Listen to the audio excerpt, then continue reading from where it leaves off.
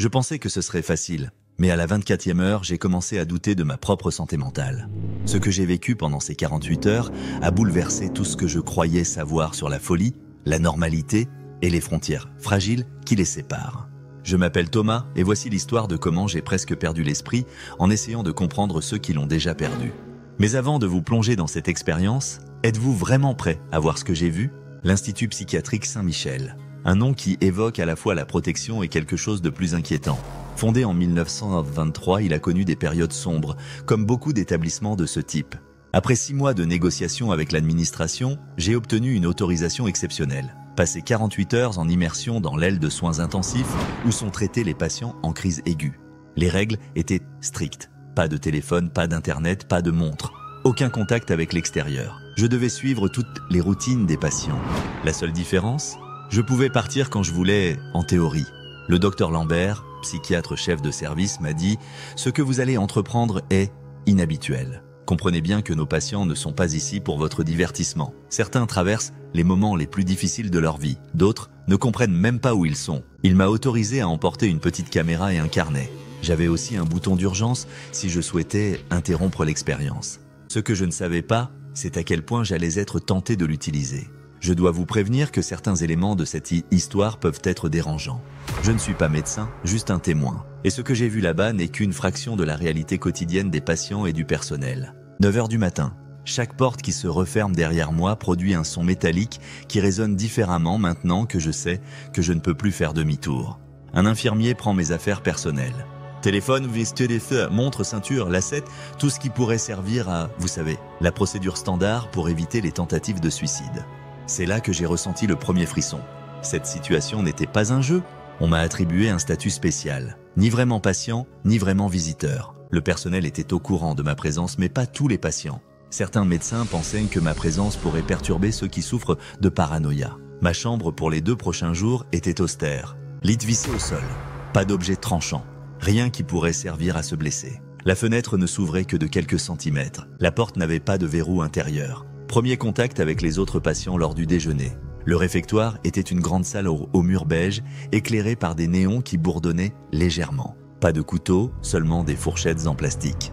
Je me suis assis à une table déjà occupée par 3 personnes. Un homme d'une 40aine d'années, Michel, m'a regardé et dit « Première fois ici, tu verras, on s'habitue. Le plus dur, c'est le bruit la nuit. » Michel m'a expliqué qu'il était là depuis 3 semaines après une tentative de suicide. Il parlait avec un détachement qui m'a glacé le sang.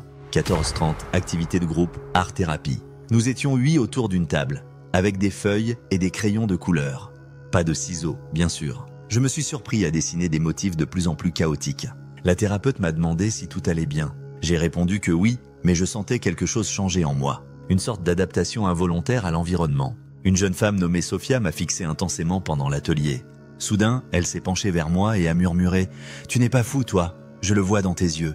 Tu es comme eux, tu es venu nous observer, comme des animaux en cage. » Comment avait-elle deviné?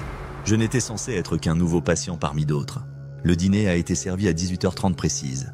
Routine immuable. Certains patients s'agitaient quand les horaires changeaient, même de quelques minutes. Vendina. Dans le salon commun, sous le regard vigilant des infirmiers, quelques patients regardaient un documentaire sur les océans. D'autres fixaient le vide. Je me suis assis à côté d'un homme âgé qui n'avait pas prononcé un mot de la journée. Soudain, il s'est tourné vers moi. Ils viennent la nuit, tu sais, quand tout le monde dort. Ils nous observent. Un frisson a parcouru mon dos. Était-ce de la paranoïa? Une hallucination? Ou parlait-il du personnel qui fait des rondes nocturnes? Vundidua. Extinction des feux. Ma première nuit commençait. J'entendais des bruits de pas dans le couloir, des murmures, parfois un cri étouffé. Je ne parvenais pas à dormir. 4 heures du matin, toujours éveillé. Je notais tout ce que j'observais, tout ce que je ressentais. Une forme de détachement commençait à s'installer. Était-ce un mécanisme de défense? Après 18 heures dans l'institut, ce qui me frappait le plus, c'était à quel point la frontière entre normalité et folie était floue. J'avais eu des conversations parfaitement lucides avec des patients diagnostiqués schizophrènes et des échanges décousus avec d'autres qui semblaient parfaitement normaux au premier abord. La routine était omniprésente. Le verre à 7 heures, petit déjeuner à 8 heures, médicaments à 8h30, activité à 10 heures. Chaque minute était planifiée, structurée. J'ai compris que cette routine n'était pas seulement organisationnelle, elle était thérapeutique. Une infirmière nommée Marie m'a expliqué. La structure rassure, beaucoup de nos patients ont vécu dans le chaos avant d'arriver ici. Savoir exactement ce qui va se passer, ensuite leur donne un sentiment de sécurité. La distribution des médicaments était un moment crucial de la journée. Certains patients les prenaient sans poser de questions, d'autres négociaient, argumentaient, parfois même tentaient de les cacher sous leur langue pour les recracher plus tard. J'ai assisté à une crise. Un jeune homme, à peine 20 ans, s'est mis à hurler pendant le déjeuner que sa nourriture était empoisonnée. En quelques secondes, 3 membres du personnel l'ont entouré, lui parlant calmement mais fermement. Il a fini par se calmer, tremblant de tous ses membres. Ce qui m'a le plus surpris, c'est la réaction des autres patients. Personne n'a semblé choqué. Comme si ces crises faisaient partie du paysage quotidien. La première nuit a été éprouvante. Les bruits étranges, les cris occasionnelles, l'environnement inconnu, tout contribuait à créer une atmosphère surréaliste. Vers 3 heures du matin, j'ai été réveillé par des pleurs venant de la chambre voisine. Une voix féminine suppliait quelqu'un nommé Marc de la pardonner. Mais il n'y avait pas de Marc dans cette aile. Je me suis levé pour boire de l'eau. Dans le couloir faiblement éclairé, j'ai croisé un infirmier de nuit qui m'a regardé avec suspicion. « Insomnie ?» m'a-t-il demandé. « Ou vous cherchez quelque chose ?» Sa question m'a paru étrangement accusatoire. Était-ce mon imagination qui commençait à me jouer des tours ? De retour dans ma chambre, j'ai remarqué que la disposition des objets semblait différente. Mon carnet n'était plus exactement où je l'avais laissé. Quelqu'un l'avait-il feuilleté ? Ou commençais-je déjà à perdre mes repères ? J'ai passé le reste de la nuit à écouter le bâtiment respirer, les tuyauteries qui gémissaient, les pas feutrés du personnel, et parfois des murmures dont je n'arrivais pas à déterminer la source.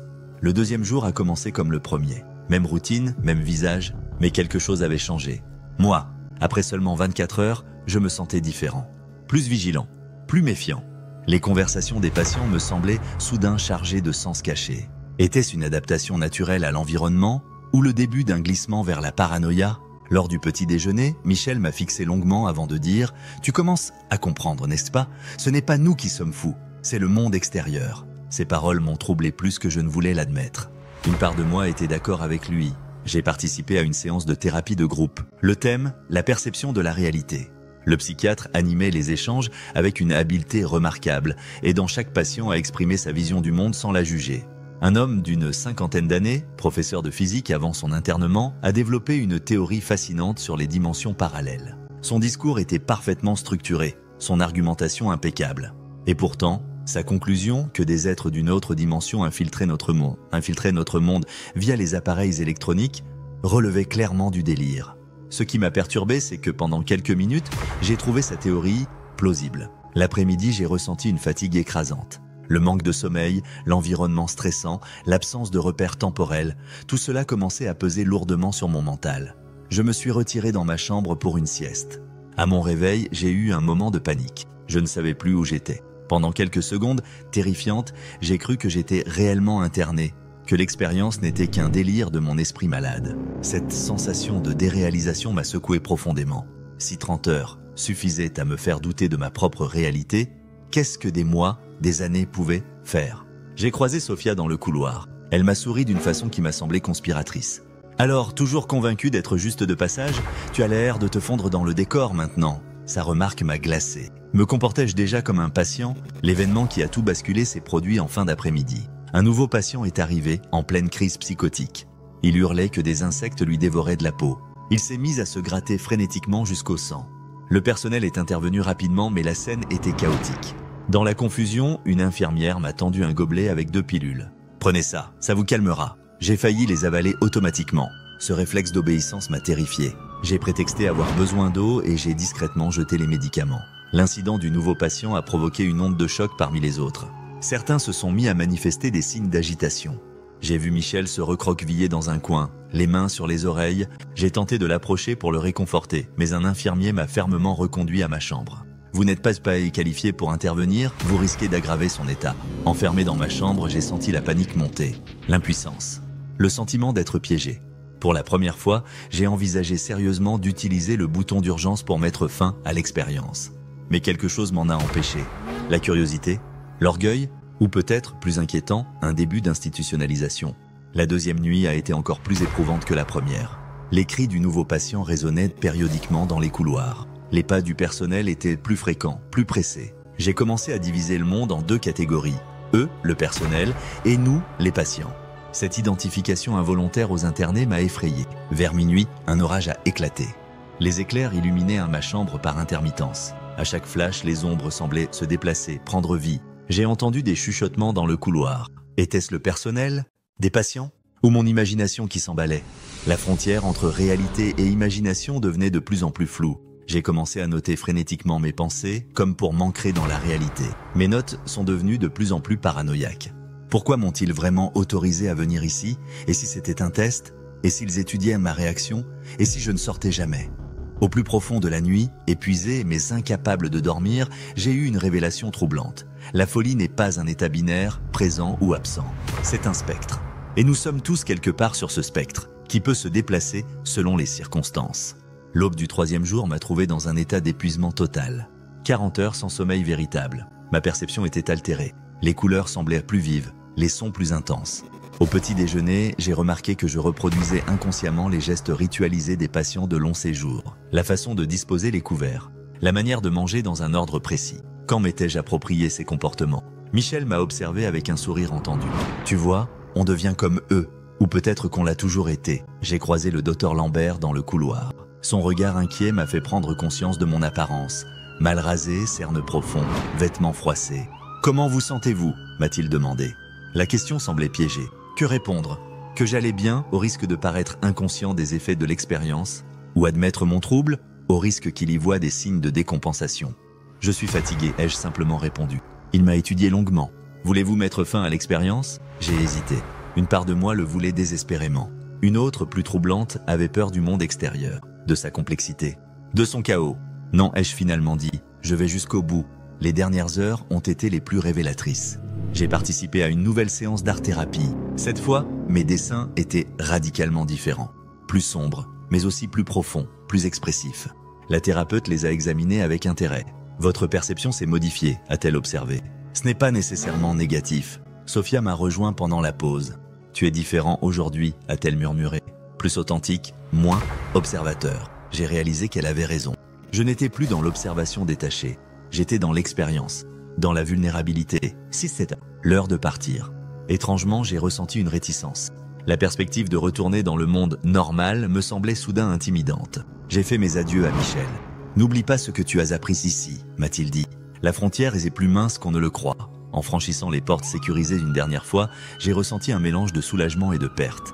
Comme si je laissais derrière moi une version de moi-même. Le contraste avec l'extérieur a été brutal. Les bruits de la ville, les stimulations visuelles, la liberté de mouvement.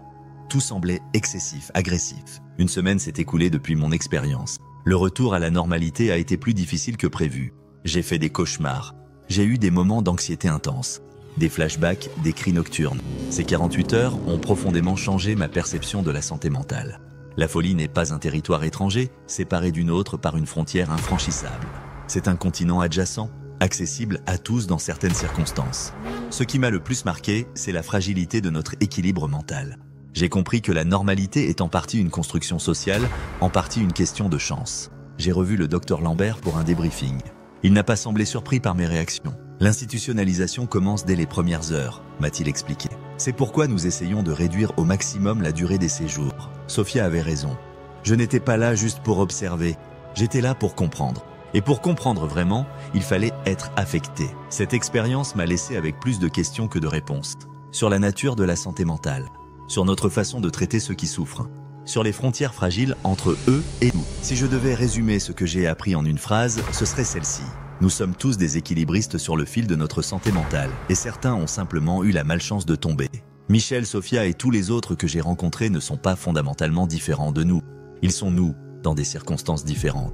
Et c'est peut-être ça, la leçon la plus importante, l'empathie n'est pas seulement un sentiment noble. C'est une reconnaissance lucide que dans d'autres circonstances, nous pourrions être à leur place. Alors la prochaine fois que vous croisez quelqu'un qui lutte avec sa santé mentale, rappelez-vous, ce n'est pas eux contre nous. C'est juste nous à différents moments de notre humanité. Merci d'avoir partagé ces 48 heures avec moi. Si cette vidéo a changé votre perception, même légèrement, alors l'expérience en valait la peine. Prenez soin de vous et des autres. Oh,